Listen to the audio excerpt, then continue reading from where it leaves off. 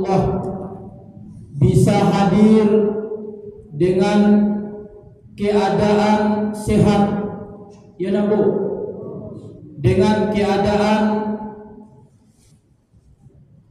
nikmat yang besar.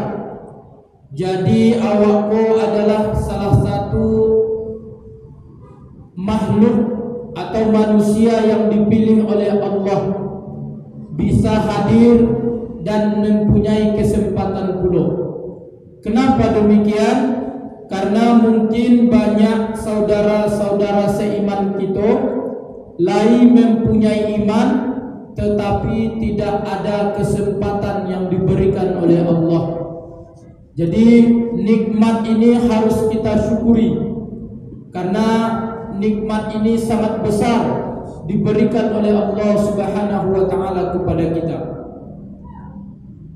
Kaum muslimin, ibu dan bapak yang dirahmati oleh Allah, selawat dan salam marilah kita hadiahkan kepada ruh baginda Nabi besar Muhammad sallallahu alaihi wasallam, karena beliaulah satu-satunya yang kita harapkan nantinya di hari yauma la yanfa'u malun wala banun illa man atallaha biqalbin salim.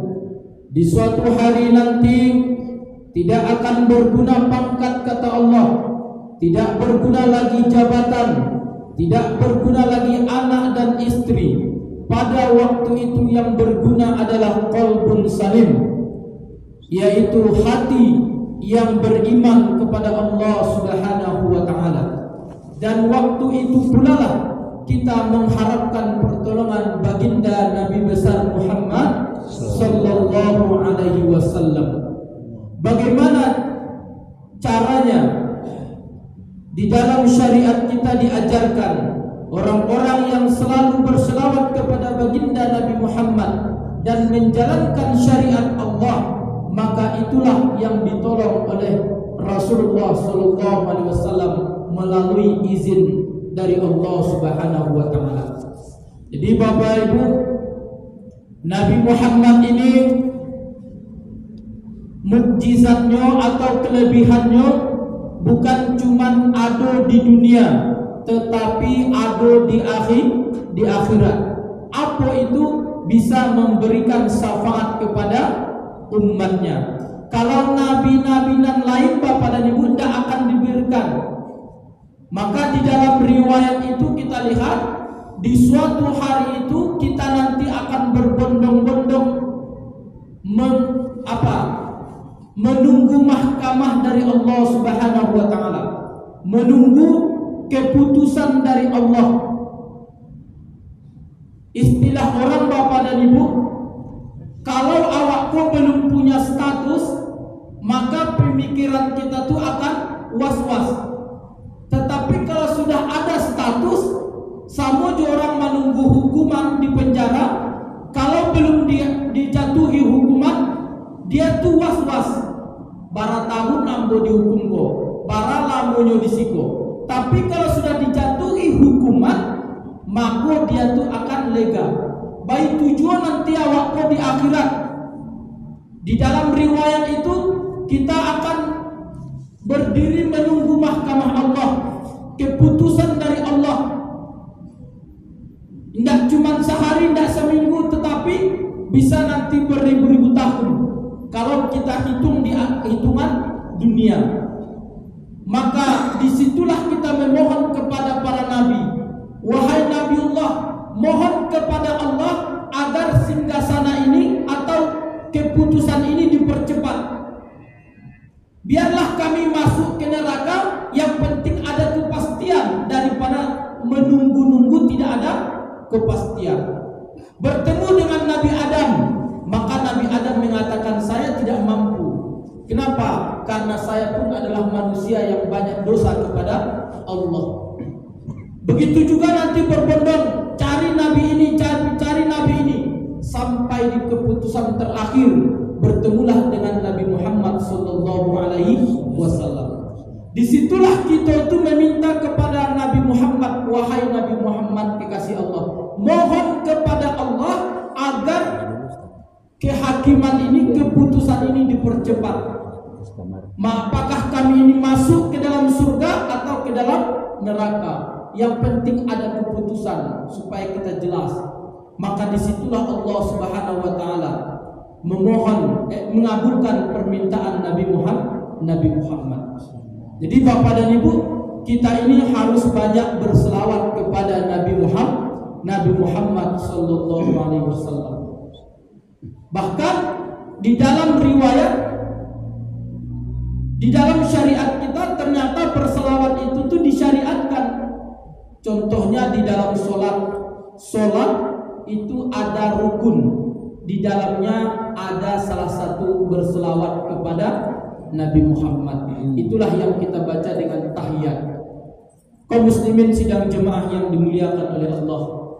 Jadi pada malam hari ini, karena Amboko pertama kali duduk di situ dan menyampaikan pengajian, ndak elok rasanya kalau ambo dak perkenalan Pak. Kadang-kadang ibuku bertanya siapa apa jago. Bapakku yolo siapa anak yang mengecek kok. Padahal karena ambo pertama kali di situ. Jadi sebenarnya Bapak dan Ibu, malamku yang menyampaikan tausiah itu adalah Al-Mukarram Ustadz Dr. Bustamar, tetapi beliau berhalangan sakit. Mudah-mudahan beliau cepat sembuh. Jadi beliau nelpon saya tadi untuk menggantikan. Jadi Ibu namanya ganti tidak sama juga asli dong. Ya, ban serap tentu beda jawaban ban aslinya. Jadi yang duduk di Sikoko Bu, perkenalan sedikit, nama Bu Gonzales. Di namaku lumayan keren Pak. Dibandingkan dengan penceramah-penceramah lain yang namanya nama-nama Al-Quran, yuk nama muka gak lumayan sih. Namanya Gonzales. Dan berkebetulan ya dari keturunan Ambo punya marganya Hasibuan. Jadi Ambo sering dikece orang Gonzales Hasibuan, berasal dari Kabupaten Pasaman Barat. Dan status sudah menikah dan aktivitas sehari-hari bersama dengan Ustadz Abang Bustamar di UIN Syekh Jamil Jambek Bukit Tinggi. Di Bapak dan Ibu, Ambo mohon maaf kalau ada kata-kata dan salah, tidak pada tempatnya. Bahasa Minang tidak begitu fasih karena Ambo sehari-hari dari ketek sampai gadang bahasa kami itu bahasa Tapanuli. Jadi pas menikah dengan orang Minang baru mencoba-coba bahasa Minang. Kaum muslimin sidang jemaah yang dimuliakan oleh Allah, Bapak dan Ibu, sedikit sambil menunggu waktu sholat Isya, kita isi dengan tausiah, kita isi dengan pengajian. Karena memang kalau kita lihat di dalam hadis Rasulullah SAW, Bapak dan Ibu, siapa yang duduknya dari maghrib sampai ke Isya, duduk saja dia, maka dikatakan dia itu seperti sholat dari maghrib sampai Isya. Duduk saja awak di masjidku Bapak dan Ibu dari maghrib sampai ke Isya, dah dianggap seperti orang yang berkelanjutan sholat. Jadi kalau awak sholat dari maghrib ke Isya itu Bapak dan Ibu, itu lumayan rakaatnya tuh, lumayan tuh, 2 rakaat salam, 2 rakaat salam sampai Isya lumayan. Lai pernah ibu karajuan, lai apa pernah karajuan? Ambo tidak pernah dong. Dari maghrib ke Isya itu tidak pernah. Paling siap maghrib tuh sholat 2 rakaat, paling banyak sampai rakaat. Tetapi ambo pernah mencari orang mengarajuan itu Bapak dan Ibu. Di masjid ambo di dekat Gareget itu aduh ya bapak-bapak yang sholatnya dari maghrib itu sampai ke Isya. Sehingga ambo sebagai imam di situ itu kadang-kadang merasa malu. Hebat mana apa aku beribadah. Sehingga ambo tanya, Pak, yang apa karajuan itu sholat apa kecil? Keceknya nan pertama sholat Bagdiyah. Setelah itu sholat apa lagi Pak? Sholat awabin. ya nabo. Salat awabin. Salat awabin itu sebenarnya di dalam hadis saya baca-baca memang ada Bapak dan Ibu, ada perintahnya, ada hadisnya ada. Walaupun beberapa ulama mengatakan hadis itu masuk kategori hadis dhaif, atau ada yang mengatakan hadis hasan. Itu berbeda penelitian. Ya namanya manusia itu tentu berbeda pemahaman. Yang penting kita amalkan bagus. Jadi Bapak dan Ibu, kita ambil kesimpulan, kata Nabi, duduk awak dari maghrib ke isya samuju sholat berkelanjutan. Apalagi duduk dibarengi dengan tausiah semacam ini. Kenapa demikian? Karena tausiah ini sangat bermanfaat daripada awak duduk tadi. Duduk awak tidak manga-manga depan, daripada duduk awak mendengarkan ceramah, maka itu lebih afdol. Dan di mana dapat afdolnya? Kita bisa mendengarkan ilmu. Duduk awak bertambah ilmu awak. Karena sebenarnya Bapak dan Ibu, untuk menyirami hati kita ini sering-sering mendengar. Awak sebagai ustadz pun sebenarnya Bapak dan Ibu tidak boleh mengecek tarik kerajo bro. Kalau Jumat misalnya Bapak dan Ibu, dari awal Jumat pertama sampai ke Jumat nan keempat panuh taruh jadwal Jumat awak, sesekali awak sisihkan supaya awak tuh jangan punya jadwal. Apa tujuannya? Tujuannya awak tuh menjadi pendengar. Supaya apa? Supaya hati kita ini semakin lembut. Jadi Bapak dan Ibu, ini adalah hal yang sangat besar, yang sangat bermanfaat. Berterima kasih kita kepada pengurus.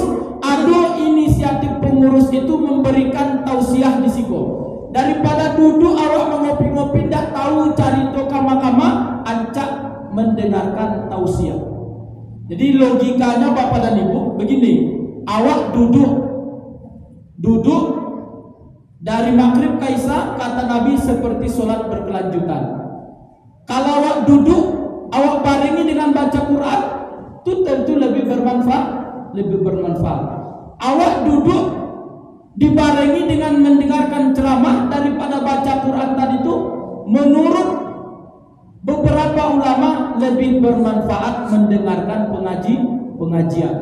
Jadi Bapak dan Ibu, kalau ada pengajian awak semacam candoi pokok, tidak boleh awak duduk sambil mengaji.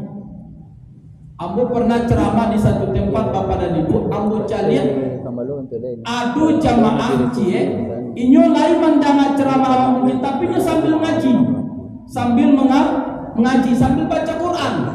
Bahkan baca Quran pun terdengar sama penceramah. Ini sebenarnya tidak bagus. Jadi dulu logikanya gini juga Bapak dan Ibu. Ada dulu dosen kami, dosen tafsir. Dia masuk ke dalam masjid. Sesudah itu dia melihat bapak-bapak ini banyak baca Quran, ibu-ibu banyak baca Quran. Tetapi Qurannya itu memang Quran tidak terjemahan. Sedangkan di dalam rak ini, di dalam lemari ini ada berjejer kitab tafsir bahasa Indonesia. Akhirnya Bapak Prof itu mengatakan, Pak, daripada Bapak baca Quran, lebih baik Bapak baca tafsir itu daripada baca Quran. Lebih baik Bapak baca tafsir itu. Tafsir Al-Azhar ada di situ karangan Buya Hamka, ada baca bahasa Indonesianya. Tafsir Al-Misbah karangan Quraisyah ada di situ, itu baca. Ternyata jamaah ini salah dengar. Dia mendengarkan Bapak lebih mulia tafsir itu daripada Al-Quran. Jadi salah tafsir. Akhirnya dia katakan, oh sesat, oh Pak Prof itu mah. Masanya kecian lebih mulia Al-Quran daripada tafsir itu. Tafsir itu kan karangan manusia. Al-Quran ini karangan Allah. Bukan itu maknanya, enggak. Daripada kita baca Quran ini secara teks aja, maka lebih bermanfaat baca kitab tafsir. Kenapa? Karena di dalam kitab tafsir itu ada ayat Al-Quran, ada tafsirannya. Kita baca Al-Qurannya sama dengan Al-Quran yang ini. Ketika kita baca tafsirannya, maka ilmu kita bertambah. Bertambah ilmu itu tentu lebih bertambah mulia kita. Semakin mulia, semakin tinggi ilmu seseorang, maka semakin mulia dia di sisi Allah Subhanahu wa taala. Kan jelas di dalam ayat Al-Qur'an dikatakan, maka dimuliakan orang-orang yang mempunyai iman dan mempunyai ilmu beberapa derajat. Jadi orang yang mulia itu, ibu-ibu dan bapak-bapak, adalah orang yang beriman dulu, baru orang yang berilmu. Jadi ini adalah analoginya. Jadi kalau kita duduk di sini ditambah dengan tausiah, itu lebih mulia. Berarti lebih mulialah daripada yang tadi seperti sholat. Berarti kalau duduk seperti sholat berkelanjutan, kalau duduk sambil ceramah kira-kira seperti apa? Itulah tingkatannya, seperti apa lagi. Jadi Bapak dan Ibu, kita bersyukur karena saya lihat di beberapa tempat ada juga masjid tidak menyediakan ceramah semacam ini. Nah, saya pernah dulu ada di satu tempat, sempat saya katakan kepada pengurusnya, Pak, kalau kita adakan ceramah di masjid sekali seminggu. Kata beliau, sebenarnya layak ada ceramah si Ustaz, tetapi sekali sebulan. Kalau kita rubah sekali seminggu? Cek pengurus tuh, tidak ada dananya Ustaz. Ada dananya, tidak ada. Yo kalau tidak ada dananya, ya ambo kajian dana tuh Pak, tidak usah kita pikirkan. Yang penting kita aduan si acara dulu, insya Allah dana itu ada. Jangan kita takut. Kalau misalnya kita mengatakan dana tidak ada, berarti kita tidak telah mendahului tugas Allah Subhanahu wa taala. Kaum muslimin sidang jemaah yang dimuliakan oleh Allah. Maka pengajian kita ini sedikit. Di dalam kita ambil dari surat An-Nisa ayat yang ke-36. Allah Subhanahu wa taala berfirman, A'udzu billahi minasyaitonir rajim. Bismillahirrahmanirrahim. Wa'budullaha wa la tusyriku bihi syai'an. Wa bil walidaini ihsanan wa bidzil qurba wal yatama wal masakin wal jari dzil qurba wal jaril junubi was sahibi bil junbi wa banis sabil wa ma malakat aymanukum innallaha la yuhibbu man kana mukhtalan fakhura. Allah Subhanahu wa taala berfirman, Bapak Ibu, apa kata Allah? Wa'budullah, beribadahlah kamu kepada Allah. Beribadah kita kepada Allah, atau dalam artian wa'budullah, sembahlah Allah. Inilah yang diperintahkan oleh Allah Subhanahu wa taala kepada kita. Aqimus shalah wa atuz zakah. Dirikanlah salat dan bayarlah zakat. Wa'budullah wa la tusyriku. Ketika engkau beribadah dan jangan pula engkau syirik kepada Allah. Bapak dan Ibu, inilah yang dinamakan dengan hablum minallah. Beribadah kita kepada Allah dari hari ke hari. Di dalam kitab fikih kita ternyata Bapak dan Ibu, ibadah itu ada dua macam. Yang pertama adalah ibadah mahdhah. Ibadah mahdhah itu adalah ibadah yang murni datang dari Allah.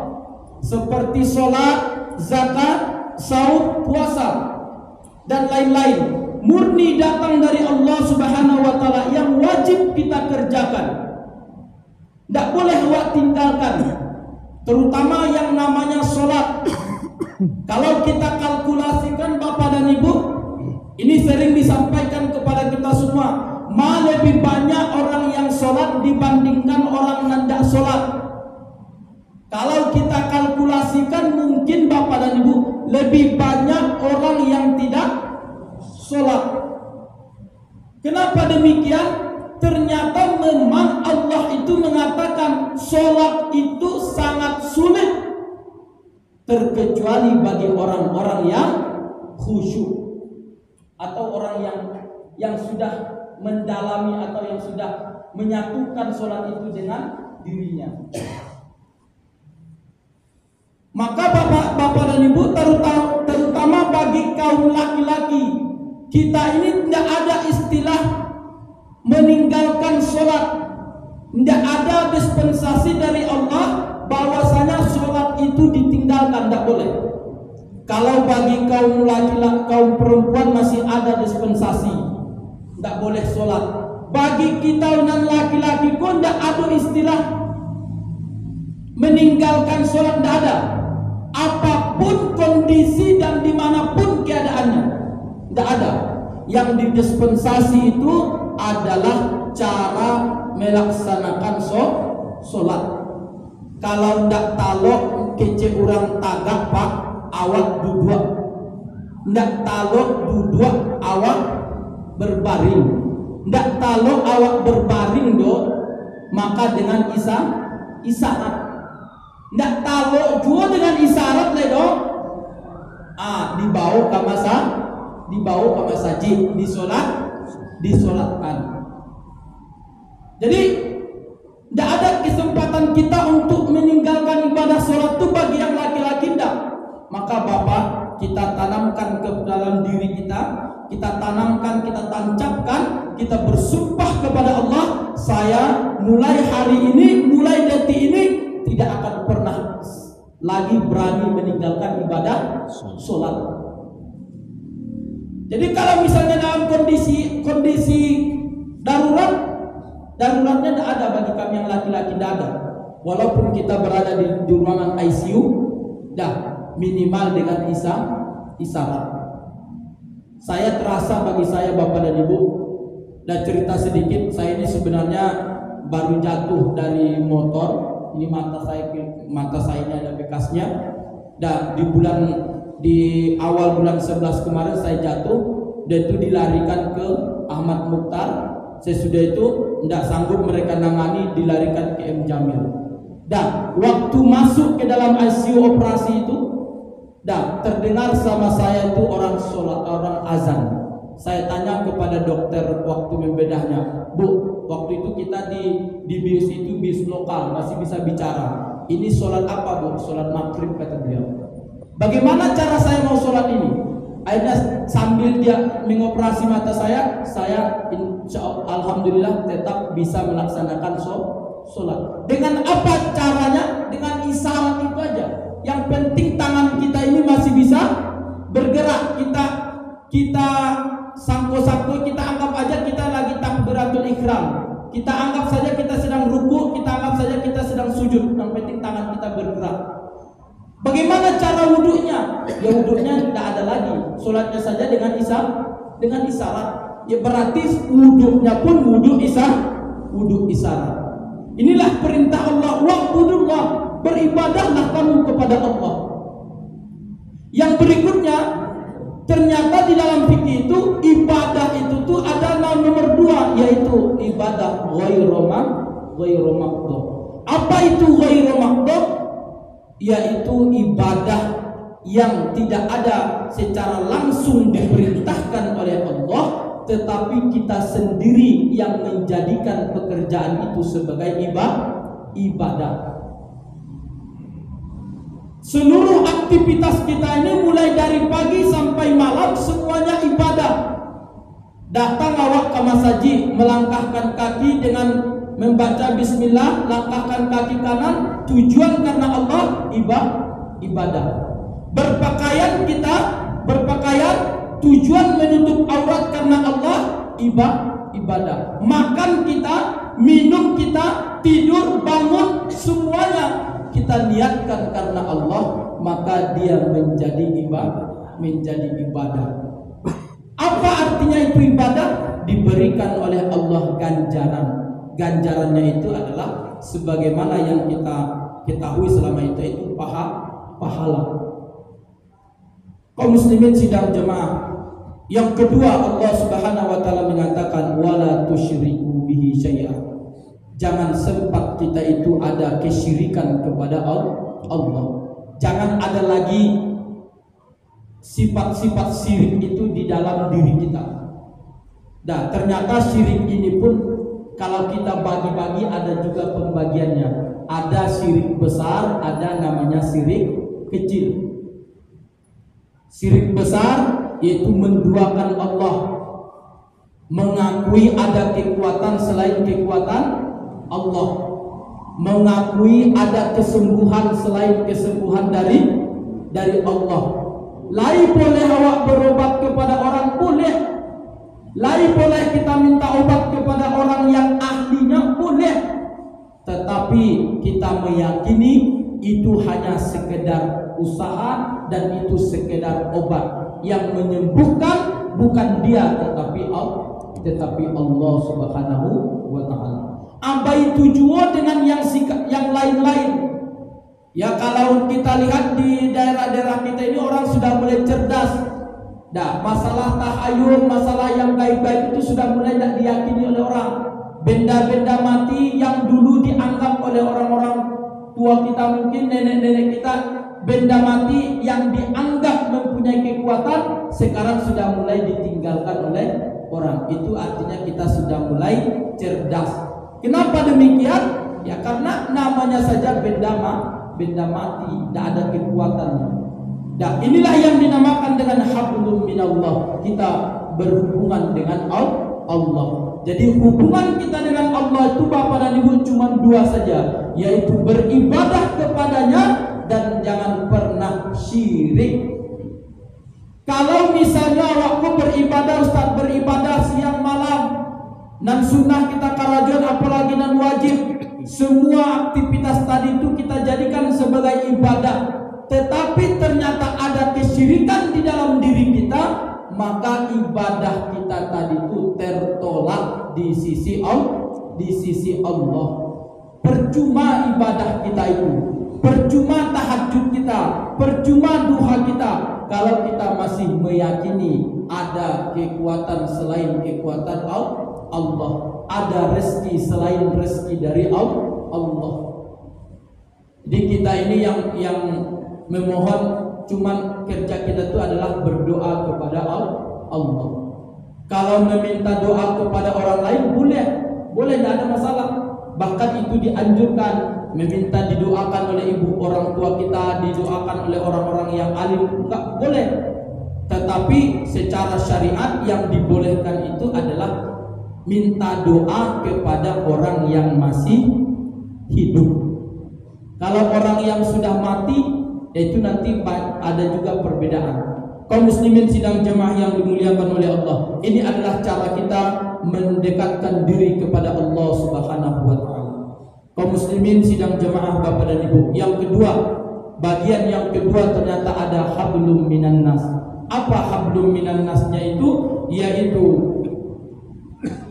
wabil walidaini ihsana. Setelah kita berhubungan baik dengan Allah, maka perbaiki hubungan kita sesama manusia. Kepada siapa kita wajib memperbaiki hubungan? Yang pertama menurut ayat ini adalah wabil walidaini, yaitu dengan orang tua. Orang tua ini apa yang dia ridhoi itu yang diridhoi oleh Allah. Ridallahu wa ridal walidain.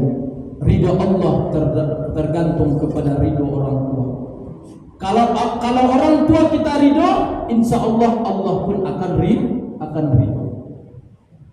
Jadi tidak boleh kita tidak boleh istilahnya kita fokus kepada Allah saja, beribadah siang malam, tetapi dengan orang tua tidak akur, tidak ada hubungan baik dengan orang tua.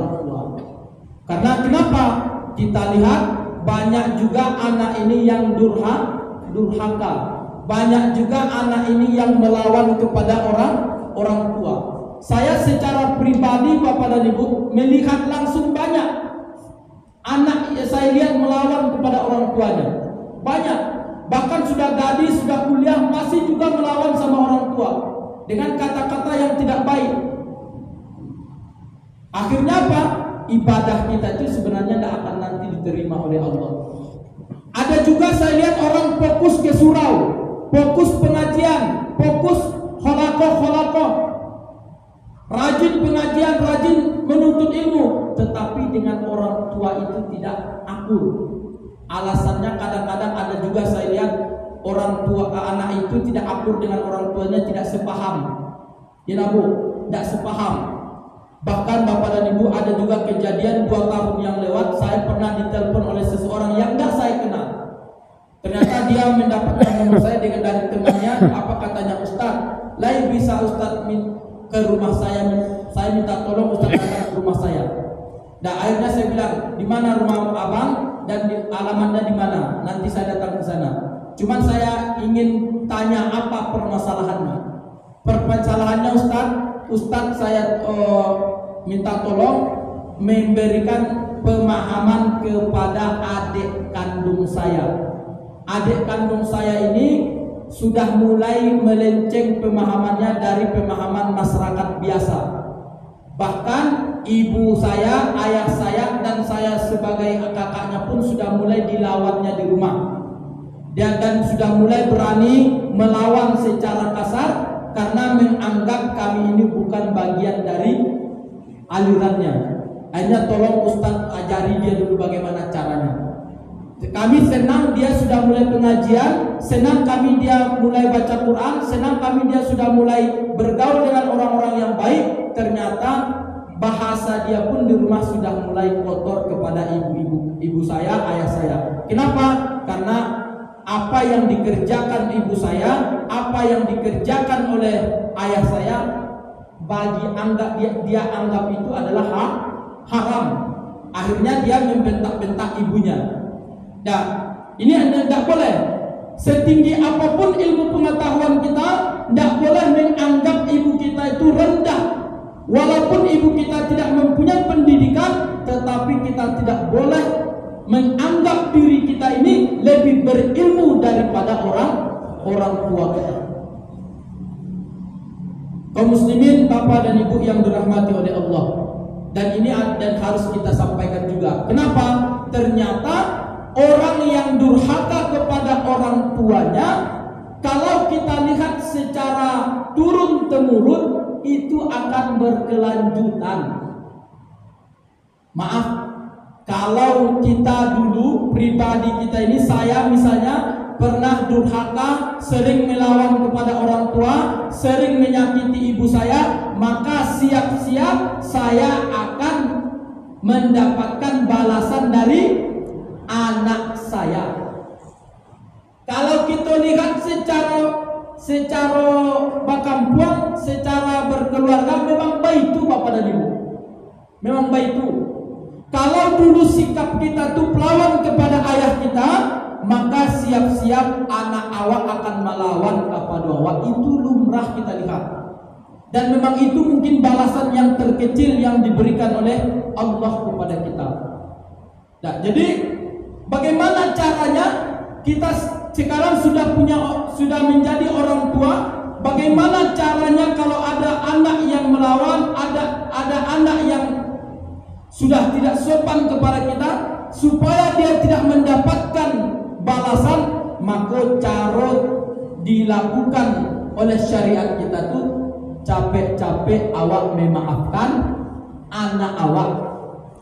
Sejahil apapun anak awak, tetap anak awak harus kita maafkan. Supaya apa? Supaya dia mendapat ampunan dari Allah Subhanahu wa Ta'ala.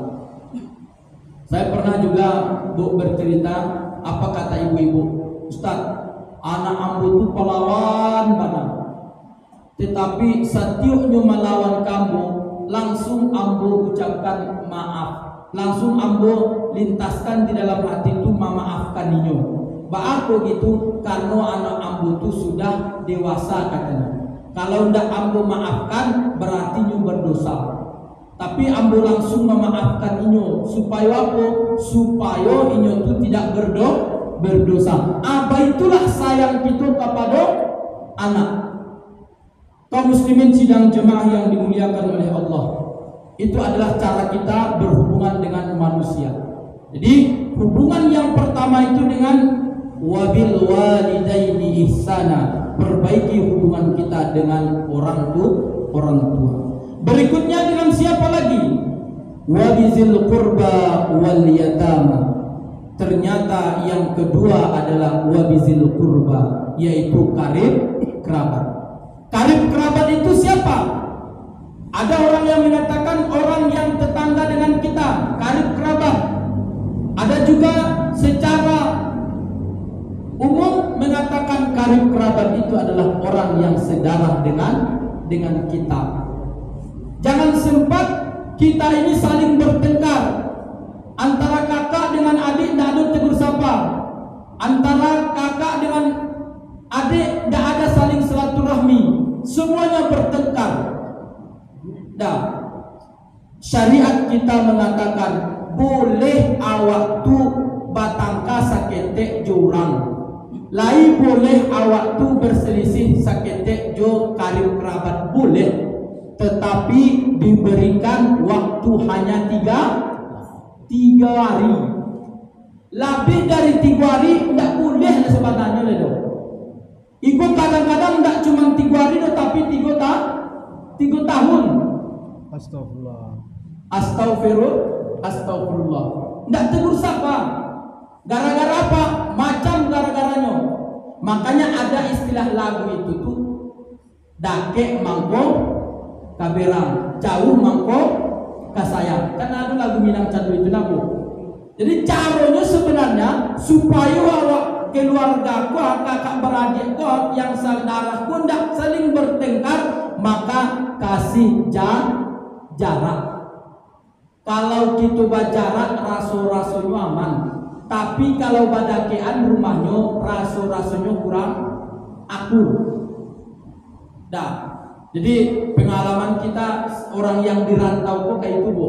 Ambo tinggal di Siko, kakak ambo ada di Pekanbaru. Sesudah itu uni saya ada dulu di Jakarta, dan yang tigonya itu di kampung. Kampungnya pun ada yang di kampung Sabalah, ada yang di kampung Tampe Ibu. Jadi kami yang berenam tuh setahu saya itu tidak ada pernah bertengkar.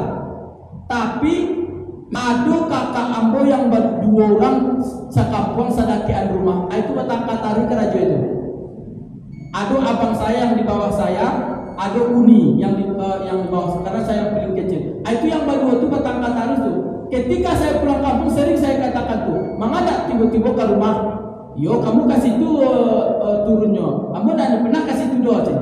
Pak Alu Pak itu awak kabang awak tuh. Yo abang tuh batang payah minjam piti si kena di bali-baliannya doh. Mama lewat kasih tuh lain jadi. Akhirnya itu keraja waktu menyatuannya. Kenapa? Karena kalau kita semakin bertengkar, sehebat apapun ekonomi kita, sehebat apapun ilmu kita, maka rasanya kelu awakku sampai hidupnya kenapa? Karena dicabut oleh Allah keberkahan. Kaum muslimin sidang jemaah yang dimuliakan oleh Allah, ambodanga Allah banajud jampo. Kalau di Siko ambo calik tadi tekajud ko 20 menit, 25 menit. Pas ambo calik di atenyu punya ceramah Ramadan. Dek kini alun Ramadan itu bertambah. Tapi tandunya itu adalah badaju, itu adalah berarti itu Bu. Tidak boleh lewat dari situ. Kalau lebih dari situ korupsi namanya. Ternyata ayat itu masih panjang. Nah, ayat itu masih panjang, tapi karena waktu sudah habis, maka kita ambil kesimpulan, perbaiki hubungan dengan Allah dengan cara beribadah dan jangan pernah syirik. Kalau ada yang syirik-syirik yang kita yakini selama ini, buang. Langsung bertaubat kepada Allah. Yang kedua, perbaiki hubungan kita dengan manusia, terutama kepada ibu kita, kepada ayah kita, dan yang kedua adalah kepada keluarga. Wabil walidaini, kepada anak yatim.